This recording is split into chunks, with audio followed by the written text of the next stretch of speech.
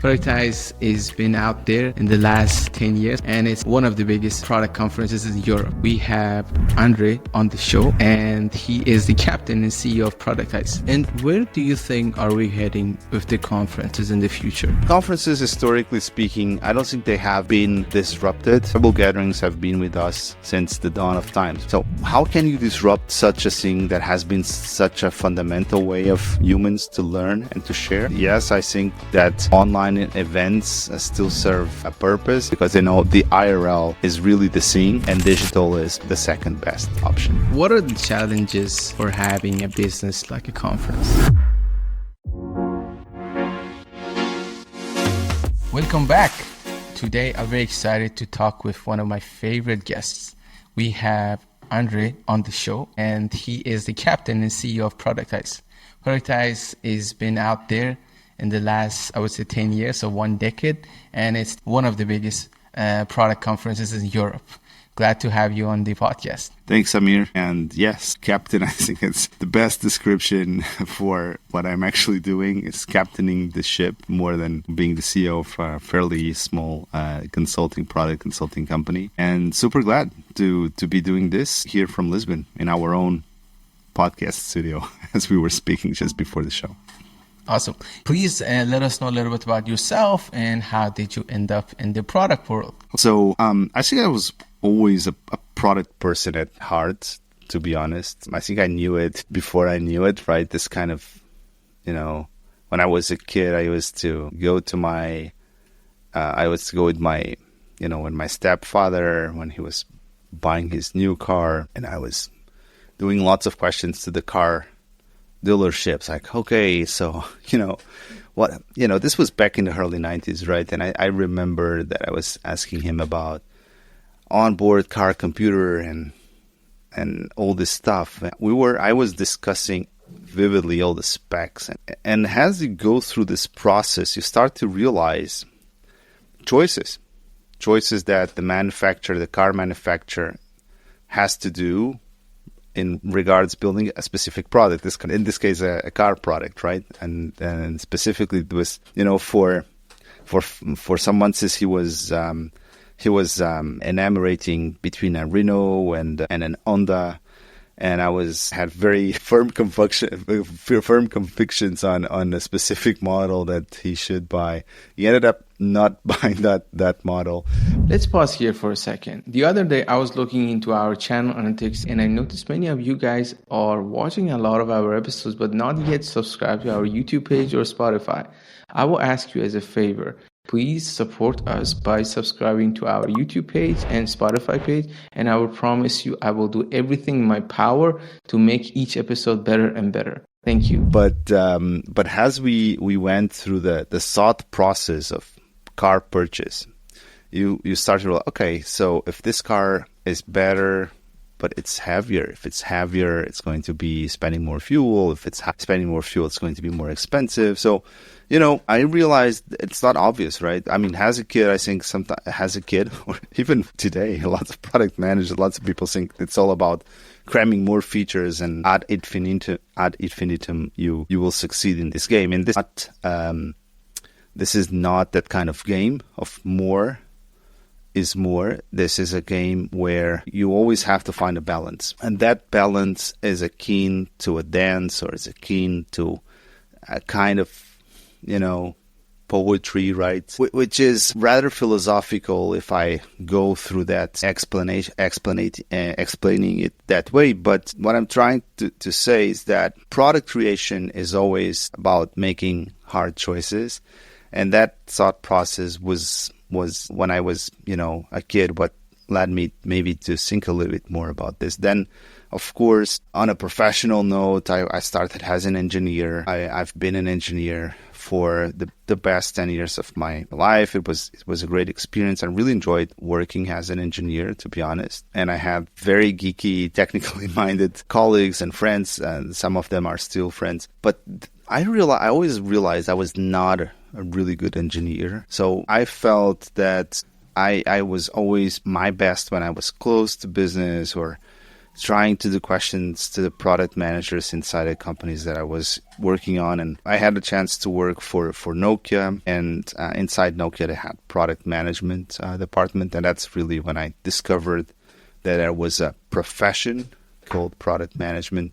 And when I found it, this was like the late 2000s, I was like, okay, I really want to do this. And that's how I started looking for a product job, and I eventually land one, and here I am. Awesome story. Let's go back to 2014-15. I want to talk a little bit more about Productize. Sure. So what was it? What was the vision that time? Yeah. Back in 2014, I had just quit the company that I had co-founded called Beta, which is a fairly big startup accelerator back then. Now it's more of a innovation corporate studio or something along those lines. And I've quit the company to co-found a startup. And that startup was, look, I learned so much in 6 months, but it was a very rather short, intense, but it was a failure story. And then I came back to Portugal, and I had in my shelf a few ideas of other startup ideas I wanted to do. But I eventually decided that I wanted to explore this idea that I had, that we should go into product.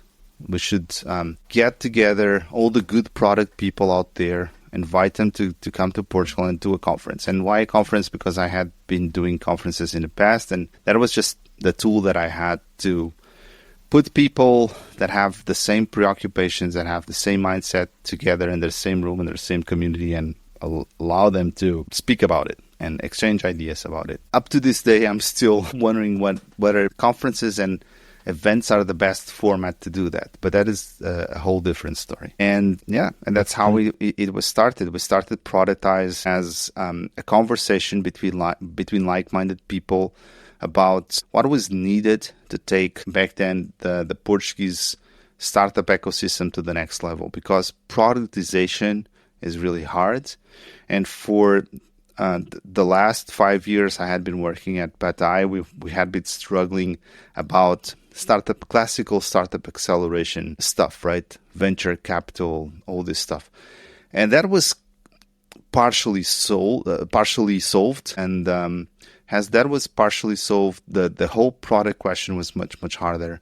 And there was very little back then of communities around Europe that could support the rather nascent product community in Europe in 2014. So that's why we decided to do Productize conference, and ended up becoming the conference that it is. And here we are towards the 10th anniversary in 2025.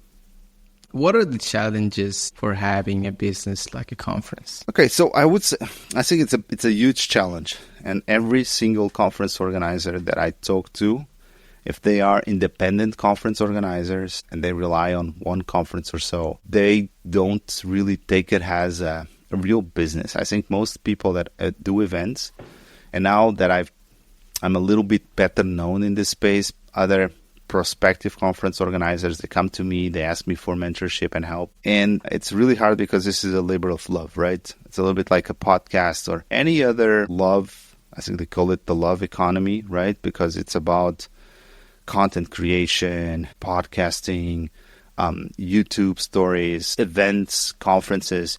It's all things that have borderline business viability. And conferences, because they're IRL and they cannot scale to infinity.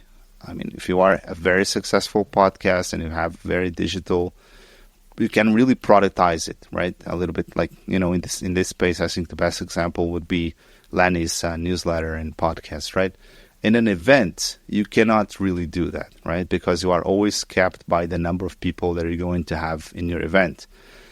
And if you want to keep yourself honest to the line of event that you and the experience that you have crafted, you cannot really have this 5,000, 10,000 people massive events like stadiums and stuff like that, because it's... Why not?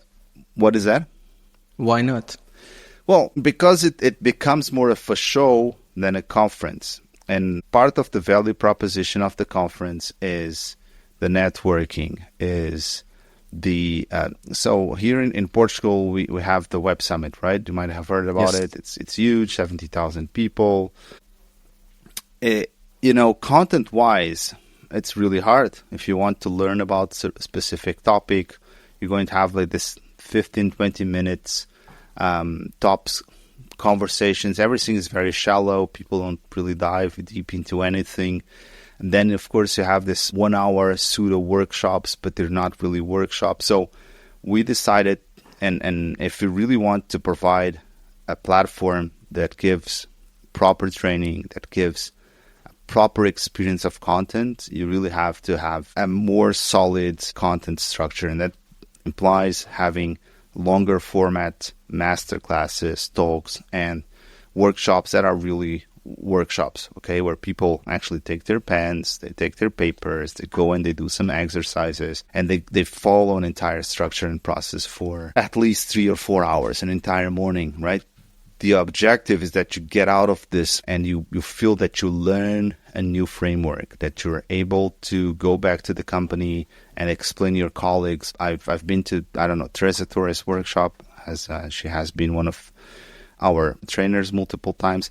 And I really learn, this thing about OSTs, and I think it's great, and we should do it here in the company to do product discovery, right? So this is exactly the kind of thing that you want to do. So why it's hard? Because the business model is fundamentally limited by the number of people that you can cram in a room, right? So you are bounded by the number of people that you can put inside this classroom kind of experience for workshops and for the conference hall. And then it's also really hard to get sponsorships, right?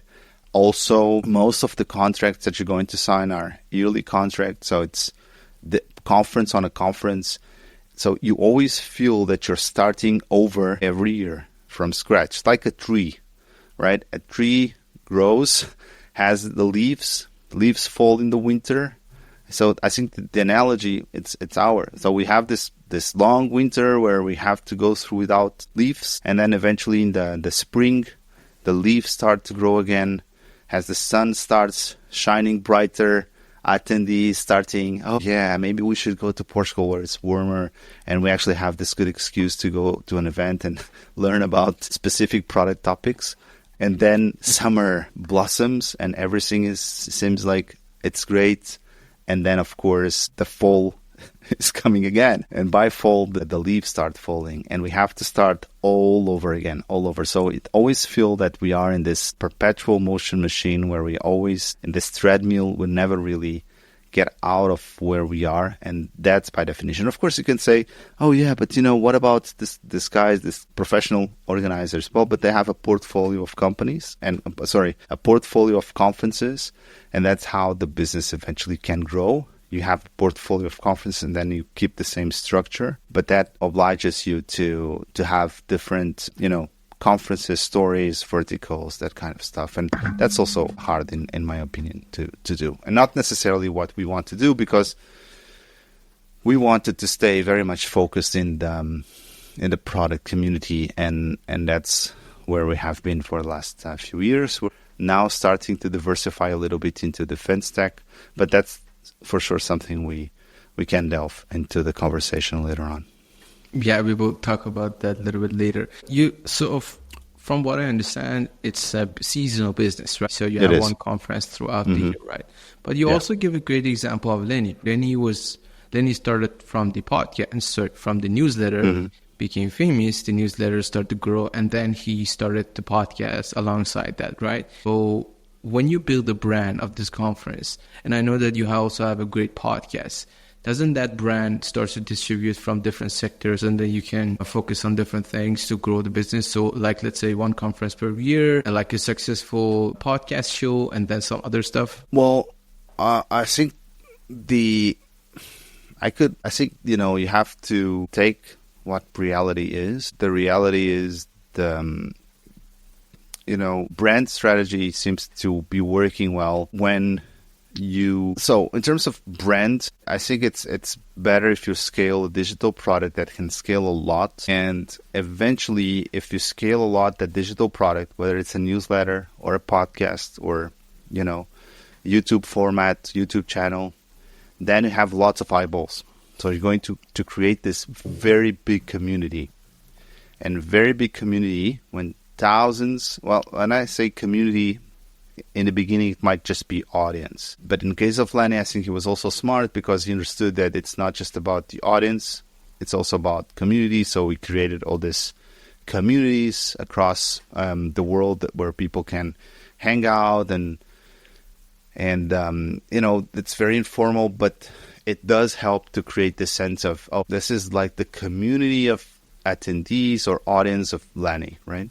And then once you have that, then you can leverage that to create IRL events like the one you did Best October in San Francisco, because you have a very, very massive audience, like over 1 million people in your newsletter or your podcast or whatever it is. And that is really smart. So we have never been able to grow the digital part of our reach. And to be honest, we have never really searched to do it that way. We've always been IRL first, in-person event first. And being event first is not necessarily the best strategy because the audience of a conference will change from year to year. Of course, we have hardcore people that have been in the event for many, many years, and we're really glad that they have been with us. But but again, you're always limited to this sheer size of 500, 1,000 people the most, and that's it. You're very bounded by the physical constraints. So I think a much smarter strategy is to create and to be able to grow digitally, and then you will be able to convert to IRL events in a much better way. Just the sheer fact of numbers that you have will help you to do that. I'm not sure if this is answering your question here, but I think that's the way I see it. And where do you think are we heading with the conferences in the future?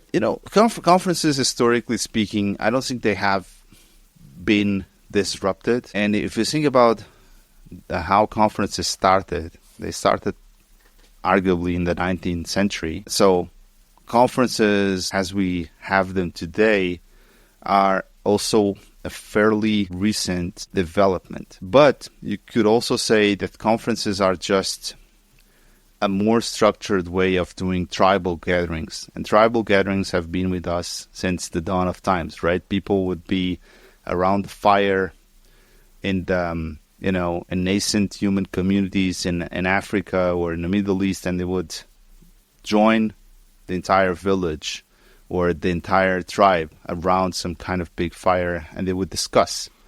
And they would discuss topics of interest to that community. And they would discuss whether they would be hunting mammoths next week, or they would wait for the moon to give them the right omens to, start a new hunting season or whatever it was. But conferences at the end of the day are a way for humans to get together and discuss pressing topics that they want either to decide, they want resolution, or they want information. And they are different aspects, right? Decision is when you are in doubt or you have to take a specific decision and you're going to discuss and let the discussion lead to a more informed decision. Resolution, it's about anchoring your decision and being in peace with some kind of decision that it's a little bit out of your scope, out of your power. And information, it's, we just are going to be in this tribal council, in this conference to understand what is going on, to be, what is the speak of the village, what are they talking about? What is this new framework that everyone is talking about? What is this new speaker saying about topic X or Y? And they serve this purpose. And I think it's very hard to transform something that has been with humans since we have been able to acquire the domain of language, which is, I don't know if you have heard or listened to podcasts or maybe read the book Sapiens by this Israeli author. No. Well, very, very famous guy, right? Very famous. Has this very unpronounceable Israeli name that I've always struggled to speak, but I guess the actual name is Yuval Noah Harari. And Harari speaks about how human language was created maybe 200,000 years ago. So human language is rather, also recent phenomena in humans. And conferences, I think, were like the next thing, right? Because once we were able to acquire the domain of language and communication, we had to conference with each other. We had to take decisions. We had to understand about the latest hunting techniques and that's really how humans evolved. So how can you disrupt such a thing that has been such a fundamental way of humans to learn and to share? I think it's going to be harder and the harder part has to do with the social aspect to it. If you think about it, most people don't go to a conference for these first three reasons. They end up going for the fourth reason. And the fourth reason is the social interaction. They want to be, I just met Amir on a call. Well, but now I have the opportunity to be with Amir in real life and have lunch with Amir and have a meal, have a coffee and get to talk and maybe we can hang out and, whatever it is. There's this relation, this bond that we can keep creating in real life. And that's really where conferences still strive. And that's why after 2 years of COVID, where we had also to stop doing our own IRL event because of the rules and regulations and the COVID sanitary ban on gatherings. Then when we restarted, we saw that people very much craving to have this IRL experience again. When you say it's not disruptive, it is in a way, right? During COVID, if we think about it, like that was a period like we were forced to have conferences on Zoom. Yeah, so but that is not disruption. So let me be a little bit contrarian on that. I think that was the second best thing, right? That's why the number of online events and so on they have decreased by hundreds of percent after COVID. Not just after COVID because people can do it IRL, but even years after COVID, people are so traumatized by this long Zoom. Right, they call it the Zoom fatigue. That they don't happen as frequently as they used to be happening. Yes, I mean they are still out there, and yes, I think that online events still serve a purpose, and they will still be done for certain aspects. But I still think that they have not disrupted in the sense that they have not been able to prove they are the better thing. So I think that's when disruption happens, right? You have something that happens, and after a few years, it totally substitutes or almost substitutes the whatever it's before. So cars have substituted horses. Phones have substituted DSLRs. DSLRs had and digital cameras had substituted before that analog. So that's disruption, right? This a new technology, new paradigm that is going to substitute the last one. But the fact is that nobody's saying, "Oh yeah, I'm actually going to do the digital because that's like the best thing I can do." No. They do exactly the opposite because they know the IRL is really the thing, and digital is, at best, the second best option. And what's the future going to look like with Productize? What are you going to expand on and how the brand would look like? Any updates, news that you could share? Yeah, I think we'll try to be honest and come back to basics in next year, 2025. It's the 10 years anniversary. I think the underlying thesis that we had in the beginning was the right one. And it still is, to a great extent, and still is. I would say that the underlying thesis, which is we need to bring productization mindset and the product mindset to more people, to new sectors, and we need also to allow people that are doing great stuff to share their best practices with others and that are not doing maybe now. That's why I guess people also go to the conference because they want to hear what the great people are doing. They want to learn with the best cases. And going back to basics also imply that in 2025, we're going to have a focus on industrial design and focus in products that are, hardware and digital. They have this blend of, they're not purely digital products. And those are really close to my heart. I think there is a resurgence of, products that are also. And if you think about it, this disruption has happened to a class of companies, but there's still an entire class of more traditionalistic companies that have not been able to catch the product bandwagon. So we are inside this circle of this podcast, product founder and even Productize conference. I think we're very much in this bubble of the product community speaking to each other. And that's really the tip of the iceberg. It's like the 5-10% of the potential. 90% of the potential are all these more traditionalistic companies that are doing appliances, that are doing industrial equipment, that are doing labs, whatever it is. And they still haven't been touched by the product disruption, right? And that means that, just giving you a very concrete example, I work with some of these companies, and I really like to go to their industries and their factories and see what these guys are doing. Most of these companies, I was in this lab this week, and they work in the beauty and cosmetics industrial line, and they work with manufacturers, right? And they work with equipment, industrial equipment that are essentially big multi-mixers, right? They are big buckets where you put all this beauty products and these oils and whatever it is goes in there, and it's like this big witch bucket where everything is going to be mixed for hours at a certain temperature in order to have this formulation, this cream, whatever it's going to go into sales. And most of these machines are still very dumb machines, right? I mean, they're very good at what they're doing. They will do this perfect mix, but very dumb, non-smart machines. And so what I mean with very dumb is they don't have any kind of IoT. They don't have any kind of connectivity. They don't have any kind of AI. They don't have any kind of digital underlying structure that is going to allow them to sell these machines instead of selling them as this product that you buy for 10,000 or 100,000 euros once.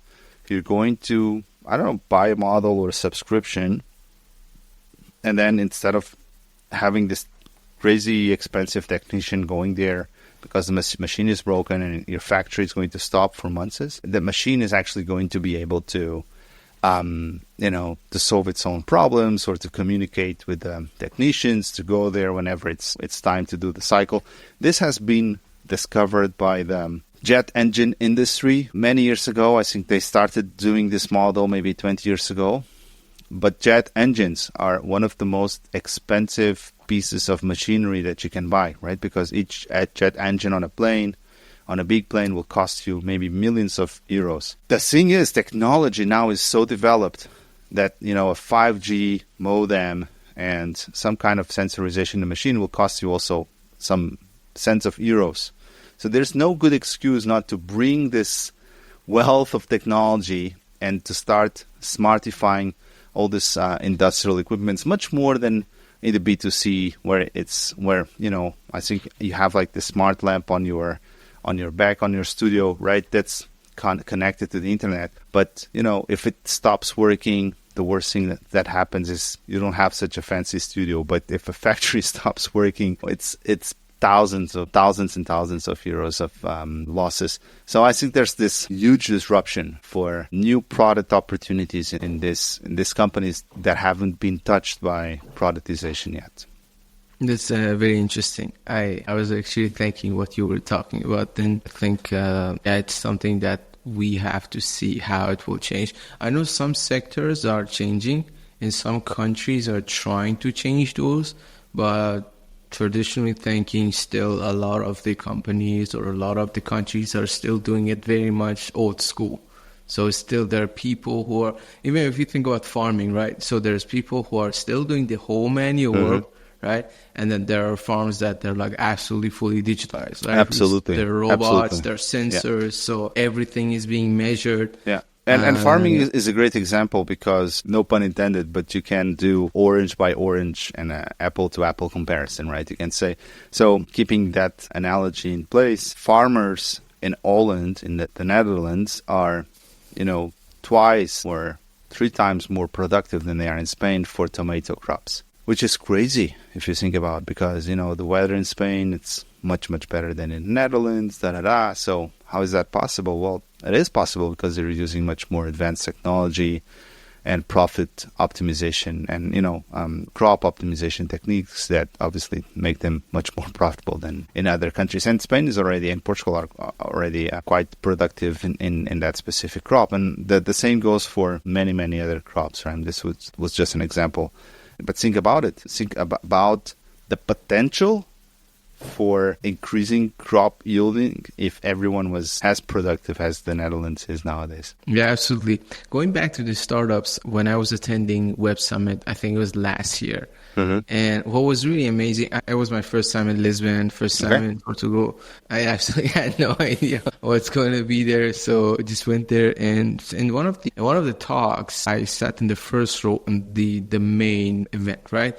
And I think the Minister of Education or Minister of Information Technology came, and he was giving a good speech. A lot of times you can kind of feel if the politician is lying or is acting. But this guy was very genuine, and what he said, I really enjoyed. He said that he was talking toward the new entrepreneurs. He was saying that many years ago, there was this company called Kodak, the one for the photos, right? And he said that there was an employee of that company that he had this idea of taking photos to the digital world. And the people from the company made fun of him.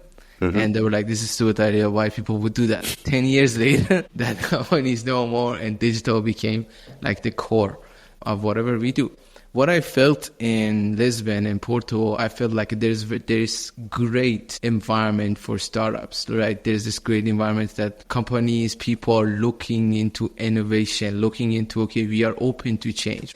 And I felt that from like the top of the organization, which is like the government, toward obviously the small people, which are entrepreneurs. And I also not always see that in other European countries. And that was something that from an outsider being there for like a week, I felt that so strong there, even though I was in Web Summit, which is the hub of that, but still I felt that through the city as well with the environment. It's a really open and interesting environment toward changes and new opportunities. Yeah. I totally agree. There's definitely something in the air, but as many other things, it took a few years to happen. So I was very much close to the nascent startup ecosystem here back in 2009 when we decided to start this beta and other projects, and we had to go a long way to get to the Web Summit. So before the Web Summit, we organized this event called the Explorers Festival here in Lisbon.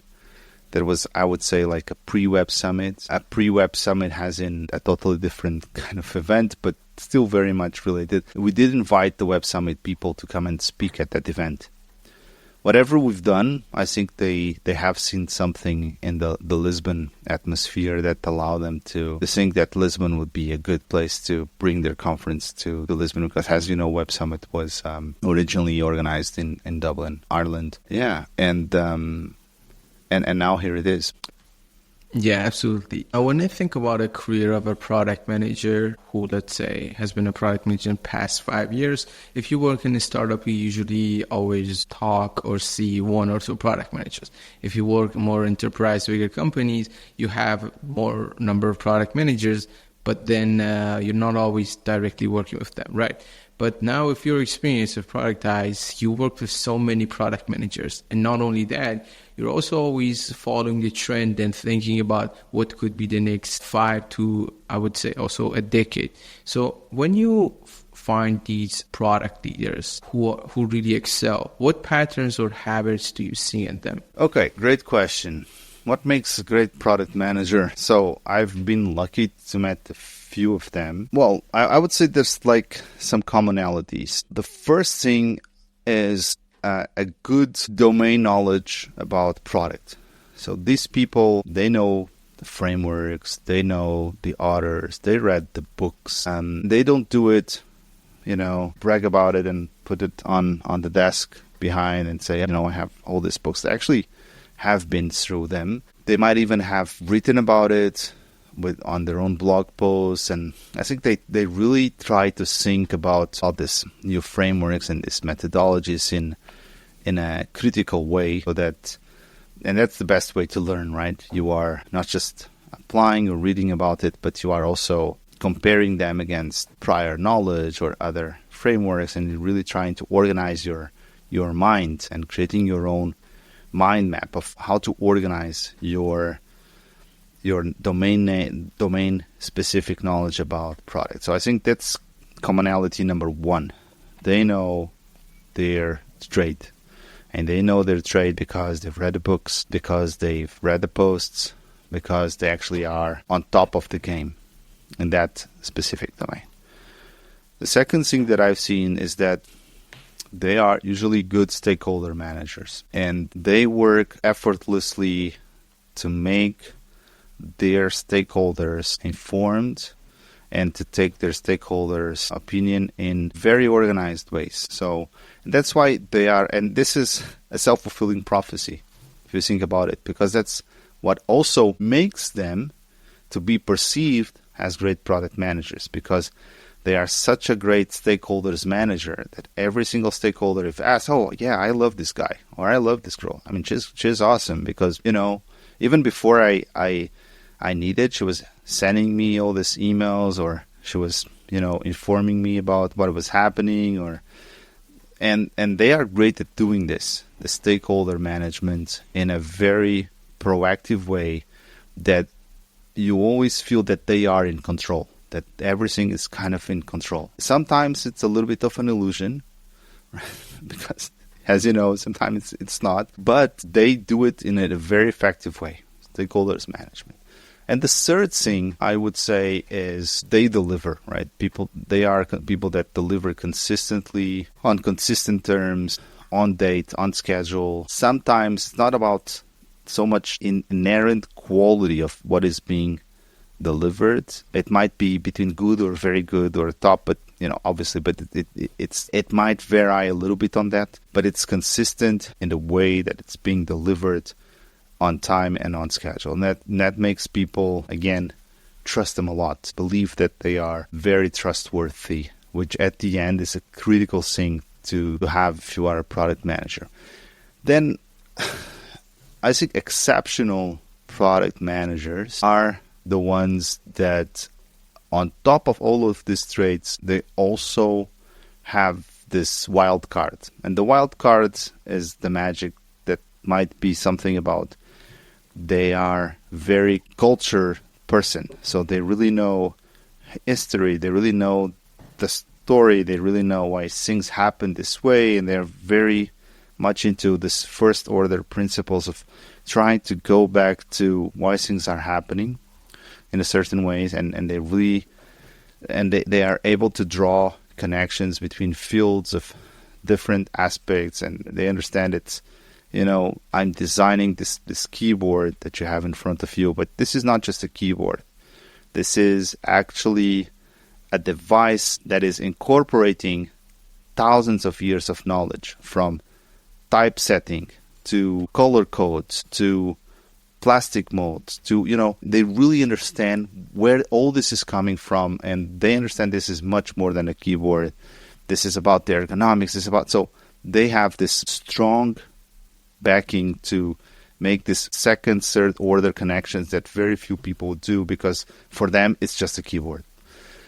And then you have other wild cards. Sometimes it's about they are really a people's people, so they are great managing others and empathizing and really pushing the team to the limits. I think those are secondary traits on top of these three traits that I told you about. They really are the foundations of great product managers. For someone who wants to start to have conference and build conferences, let's say in 2025, do you have any advice for them? So I just spoke with someone in Berlin that is now launching a new conference and a product. But I think your question is more like, no matter what, right?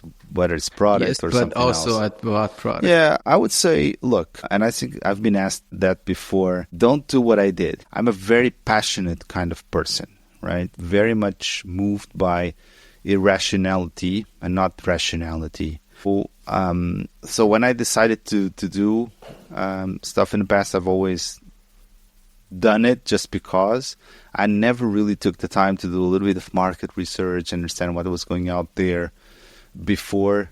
And I think you should. That's number one. You should really do a little bit of market research. And nowadays, market research is just going to ChatGPT and ask, tell me the best conferences on this space for this specific concept that are out there, and that's it, right? So you don't really need to dig too much. I'm not saying you should go to McKinsey and ask them to do, a full market research on the market, but at least, give yourself a good 3-4 days understanding the market, understanding what you want to do. Is it novel? Is it going to add value to the user, to the potential user, the potential attendee? Are you actually doing something which is going to be different, or it's going to add to the conversation? Because if you're not adding to the conversation, then you're just another person doing something in the very crowded space, and everyone is shouting and just have to shout louder. I don't think that's a very constructive and interesting thing to do, in my opinion. The second thing is, if you have found that in the space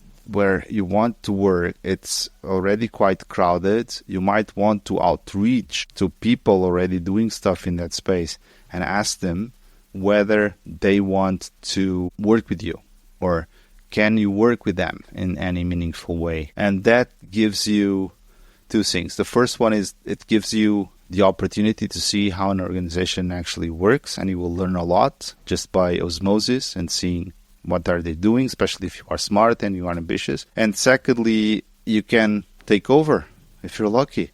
Instead of starting from scratch and building a brand and you can just say, and a community, you can just take over an existing community. Because sometimes of these communities, again, because they are a labor of love, they are being kind of managed by people, but people also have their own lives and they will have to move to do something else, or they lost passion on that specific topic. So you can just take over that instead of creating yet another with a different name where you have to go through all the process of building it up from scratch.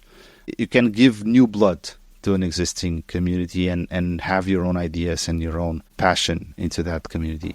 And that's essentially it. I mean, that's my recommendation, right? Don't jump without understanding how is the pool that you're going to jump to. Absolutely. We are slowly getting close to the end of the podcast. Is there something you would like to share with the listeners to check or something? Yeah, so I think one of the things we kind of covered that might be interesting for the listeners of the podcast is that we're heading towards the 10th anniversary this to 2025, and we're doing also kind of a balance this year of what has been the impact of Productize over years. I really think that a personal frustration I have is that we haven't really been. So when we started because we had this, like I told you, this thesis that more companies needed to be productized. They were very service-oriented companies. They were not being able to create products, not because they don't have the engineering skills to do so,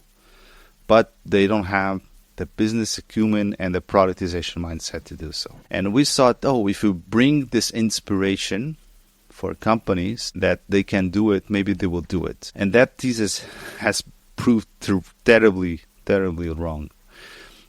Companies that are not born out of a product mindset will very, very rarely move into a product company. So they will be stuck in a service-sized model. When I say service-sized in the the worst possible way of the word, they just do low margin, non-protected margin products, right? So you want to go to high margin enriching products. That's where you want to go. You want to be able to have a business model which is sound, with products that are being sold at nice prices, that makes the business profitable and sustainable. And you want to have a business engine that keeps innovating on behalf of your customers. And that has been a very hard thing to do.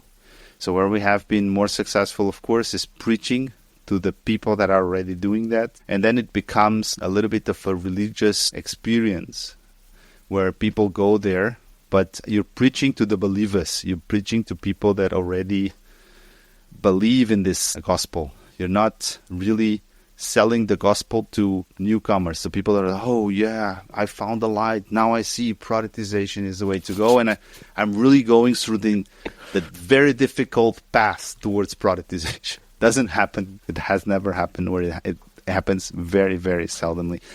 I would definitely like to keep discussing that and have ideas on how to improve our gospel, because I feel that sometimes the church, and it doesn't matter if this is Productize or Product Management Society of João or even Lanny's, I think we're still very much talking to the same crowd, to this inner circle. Yes, nowadays it's a big circle because there's lots of digital product managers out there, but it's still this inner circle. We should, and we have the responsibility to talk to a much wider audience out there, and that's something we're trying to do in 2025. Absolutely. I'm personally super excited for 2025. And I hope to see you here in Lisbon. Yeah, absolutely. Absolutely.